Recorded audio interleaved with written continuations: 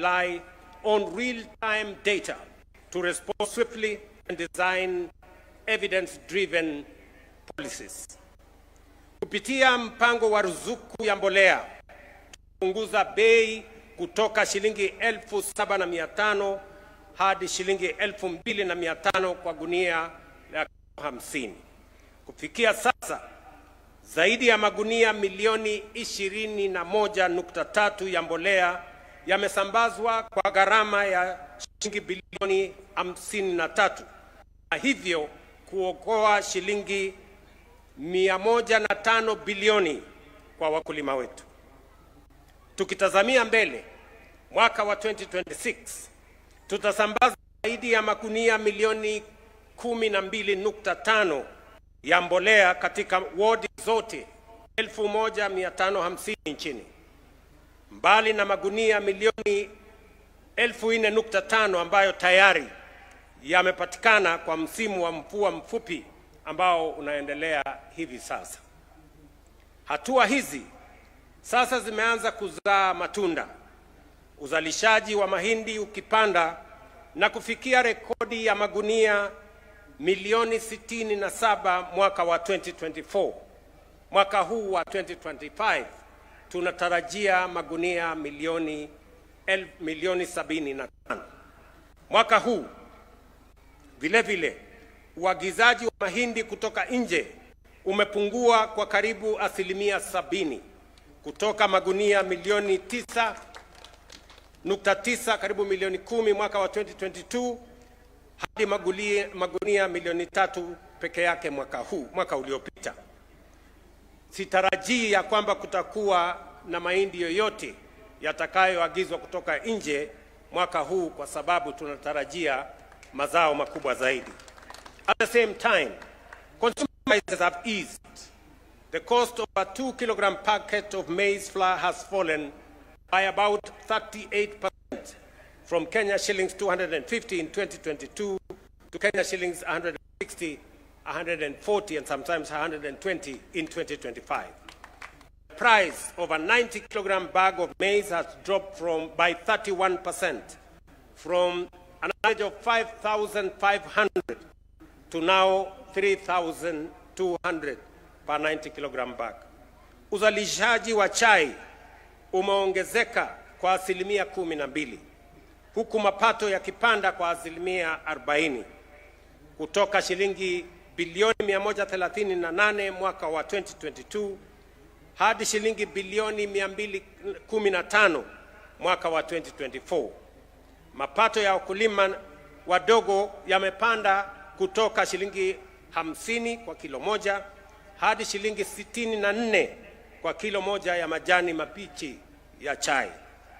I'm also happy to report that the Kenya Development Corporation has secured a Kenya shillings 3.7 billion concessionary loan to KTDA to modernize equipment in smallholder factories, reduce production costs, and diversify into orthodox tea to address the global glut in black CTC. My minister tells me he rang the bell yesterday, is that correct? A week ago, on the sale, the initial sale of orthodox tea at the tea auction. Katika sekta ya kahawa, bei yamepanda kutoka shilingi 60 ama 70 hadi shilingi 120, kati ya 120 na 140 kwa kilo. Serikali imeweka shilingi bilioni 3 katika hazina ya kushughulikia wakulima wa kahawa ama Coffee Cherry Revolving Fund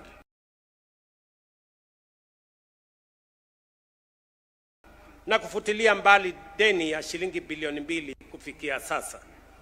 Aidha, tumeimarisha shughuli ya kutoa miche na mbolea ili kuongeza mara 3 uzalishaji wa kitaifa kufikia mwaka wa 2028. Katika sekta ya parachichi, miche milioni 3.9 imesambazwa tangu mwaka wa 2022. Kwa makadamia, korosho na nazi, zaidi ya miche milioni 3 imetolewa kwa wakulima. Mabibi na mabwana, sekta ya maziwa imeongezeka kwa lita milioni 700 tangu mwaka wa 2022, na wakulima sasa wanahakikishiwa kiwango cha chini cha kati ya shilingi 45 na shilingi 50 kwa lita moja.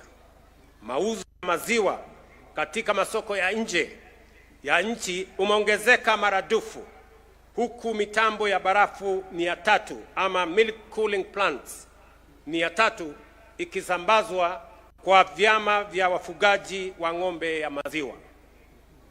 In leather, exports of value-added goods rose by 56%, and local shoe production reached 11.4 million pairs this year, the highest in Kenya's history. Fellow citizens, Kenya cannot and will not continue to be an exporter of raw produce. For decades, we have exported our tea, our coffee, our livestock, our minerals, our cotton, our hides and skin, and even our fish in raw form, only to import them at a premium as finished products. This model has denied our farmers, workers, entrepreneurs the full value of their hard work and ingenuity. That era must come to an end. Through our special economic zones, county aggregation industrial parks, and common user facilities, such as the one recently launched in Vipingo, and the ones we are launching soon in Dongo Kundu and Naivasha, we are determined to add value to every product, to create jobs for our people, and to raise incomes for farmers, and to ensure that more wealth stays and more value stays in Kenya. Aidha, tunajenga maeneo maalum ya viwanda vya kukusanya, kutayarisha na kuongezea dhamana kwa mazao yetu ama county aggregation and industrial parks katika county zote 47.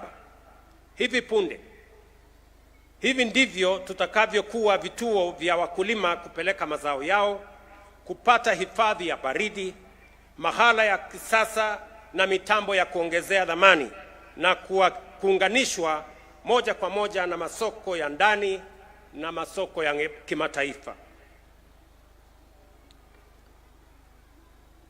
Pia tukipunguza hasara ya mavuno baada ya mavuno, kuondoa madalali wanyonya wakulima, yaani brokers na cartels na watu wengine huko katikati, kupunguza gharama ya usafirishaji na kuhakikisha kwamba wakulima wanapata malipo bora. Katika elimu, tunatekeleza mfumo mpya wa ufadhili unaolenga wanafunzi kwa elimu ya juu, na tuko njiani kuajiri walimu 1,100 zaidi ili kulinda mustakabali wa watoto wetu. Katika afya, zaidi ya Wakenya milioni 26.5 wamesajiliwa chini ya Social Health Authority, wakihakikishiwa huduma bora na nafuu. Mageuzi haya ni hatua za kisia, ni mpango makusudi na shupavu kwa kuunda mpya uchumi na jamii ya taifa letu la Kenya.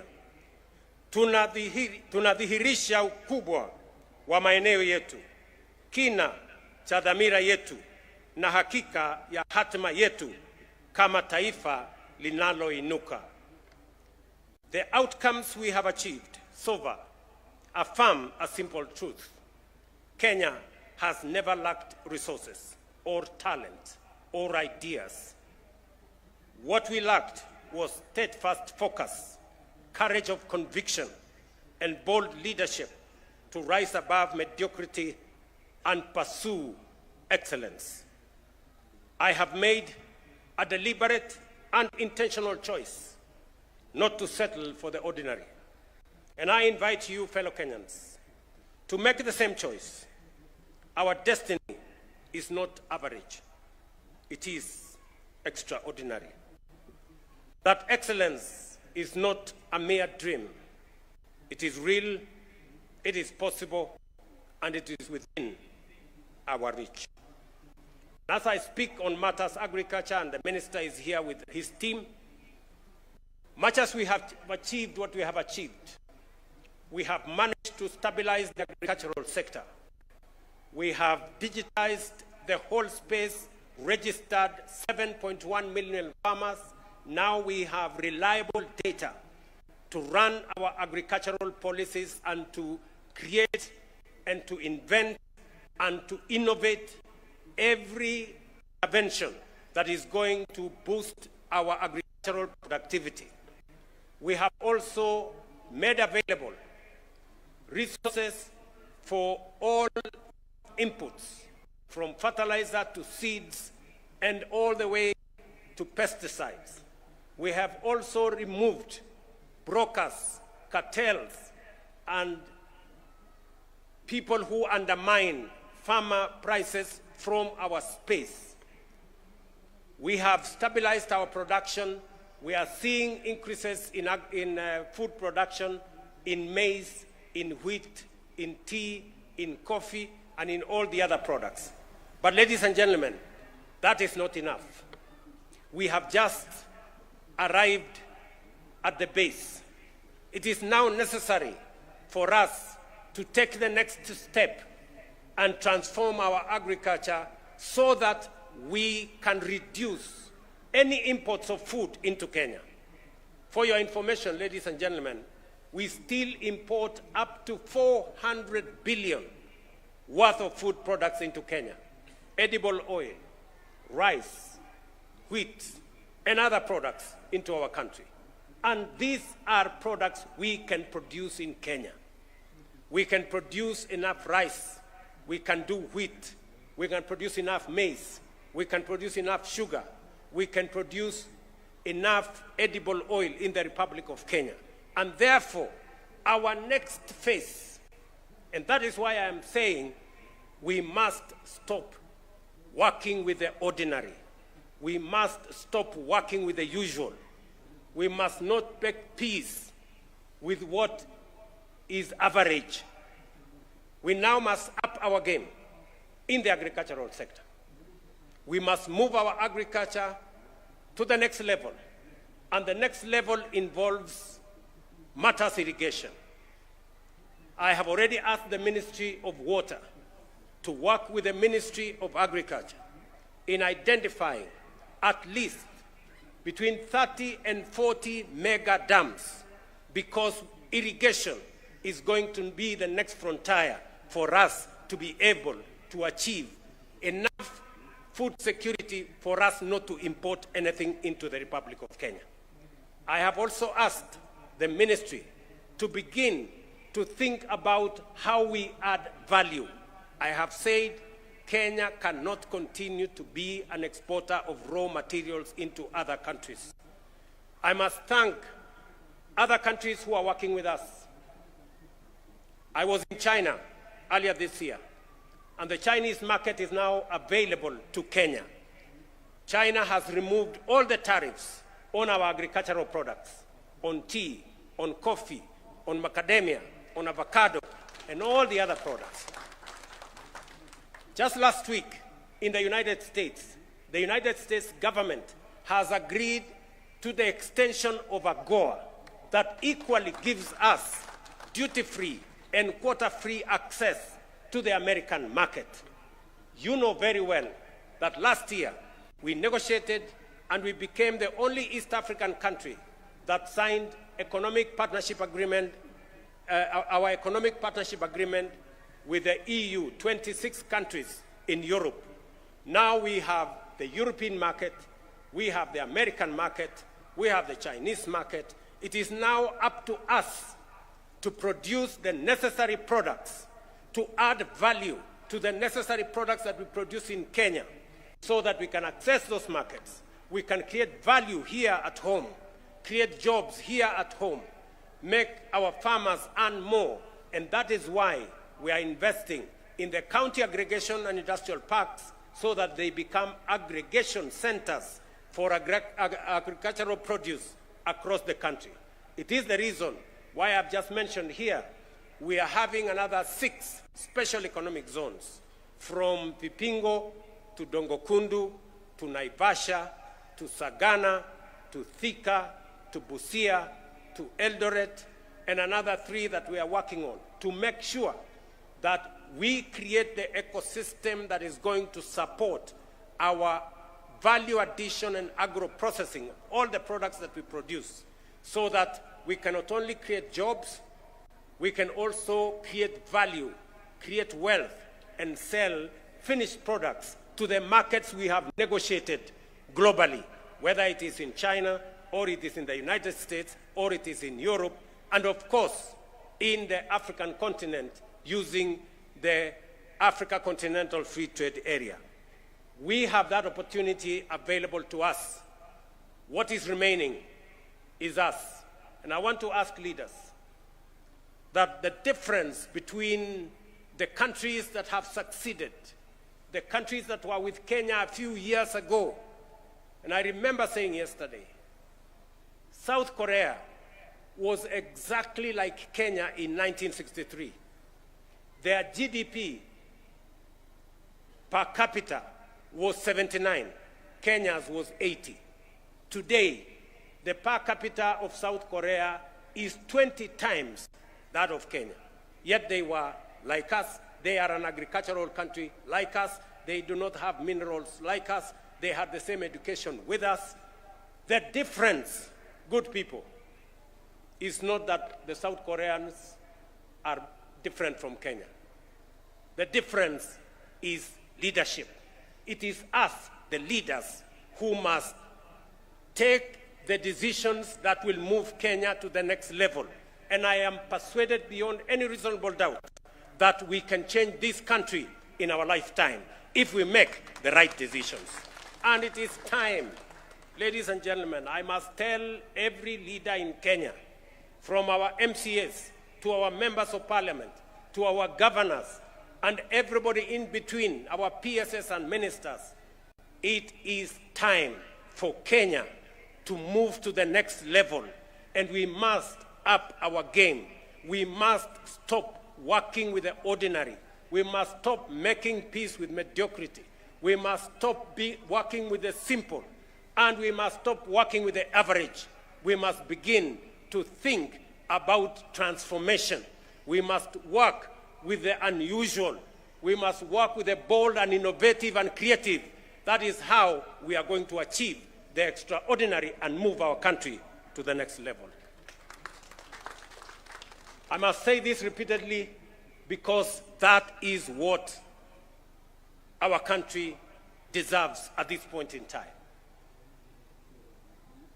I must congratulate the leaders who are working together with us to make sure that we push the transformation of our country.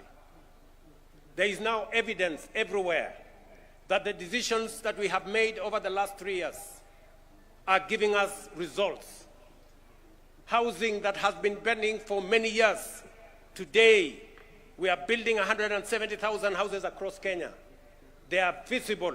Even the naysayers, they cannot say anything anymore because there is evidence that that is working. Our social health authority is working. That is why 26 million Kenyans are registered on that platform. Our agricultural transformation is working. It may have been difficult, it may have been complicated, but that is what it takes to transform a nation. And therefore, I must say, to us the leaders, the opportunity for Kenya to be in the first world is now. The opportunity is for us to take up our responsibility, fashion what will take Kenya to the next level, work on it as though our lives depend on it, and make sure we take Kenya to the next level. I am persuaded that that is how Kenya is going to move to the next level. And I am persuaded that Kenya has what it takes, the men and women, the resources, the ideas, the policies the young people of our nation, the restlessness sometimes you see in our young people, the impatience that you see in our young people is because they are impatient with the ordinary. They are tired of the usual, of the average. They want us to up our game because there is great potential in our nation. And none other than our young people know that. And that is why we must up our game as leaders and as Kenyans. And with those remarks, it's now my distinct honor and privilege to officially declare